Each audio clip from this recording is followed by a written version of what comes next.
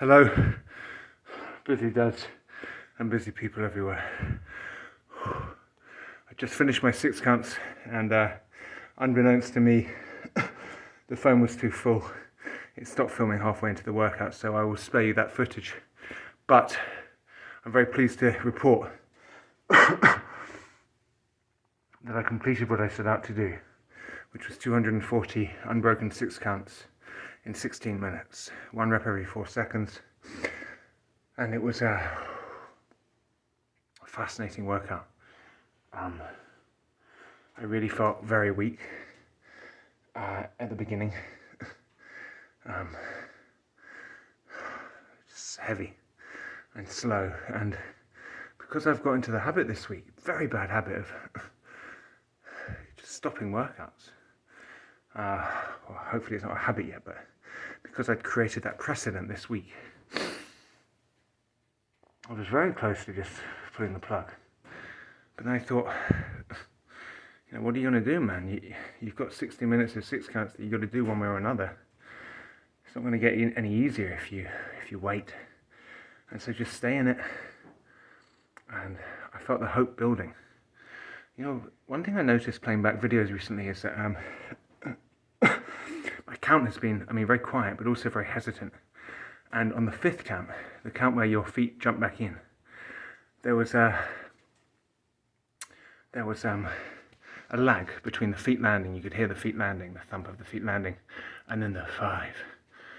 I'd obviously got into the habit of coordinating that landing with some breath, which made it impossible for me to say the count, and so the count was coming afterwards.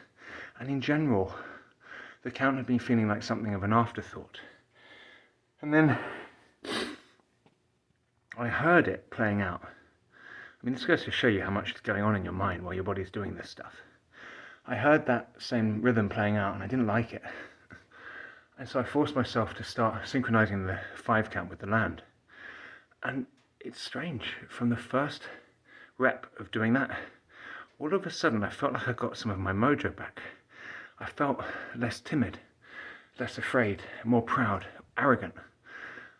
The count got a bit louder, and each rep felt a lot more satisfying because of that synchronization of the parts of the movement with the parts of the count.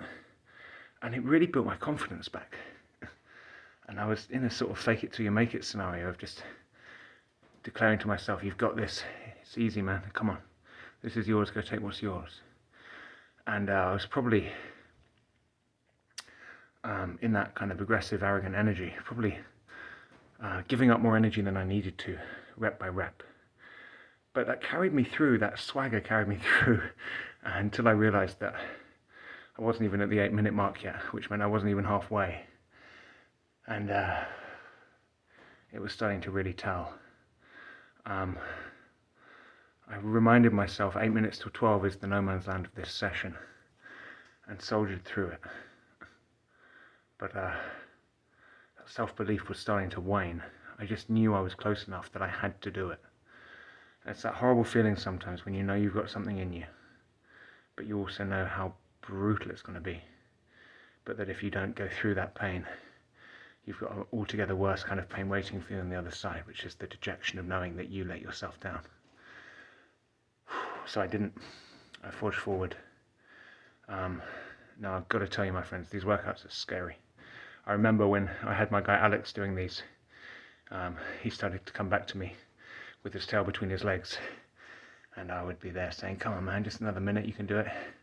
And it eventually broke him down and we had to change tack, and I can see why. That 60 minutes both times this week felt like really all I have.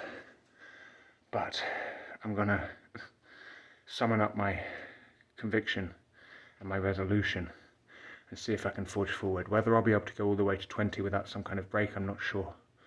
But next week, we're going to look for 17. My friends, I cannot begin to explain how much this practice can give you. What a powerful, stable source of joy and satisfaction and meaning it can be. I've had ups and downs in my life over the last 5 years, but there has been this constant, this practice.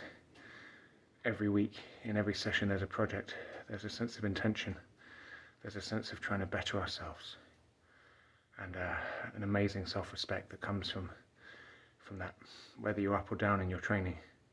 If you commit to it, if you make it something that you build an identity around and you take pride in, the identity of a practitioner, it can just do wonders. It really can. So I'm a busy dad, I'm a practitioner, I'm many things, and they all synergistically flow into each other. But I would be lost without this practice. I'm really proud of my performance this morning. I'm glad that I pulled things back and ended the week with some dignity. And my friends, stay true to the practice, honour your commitments, and I will look forward to seeing you all next week.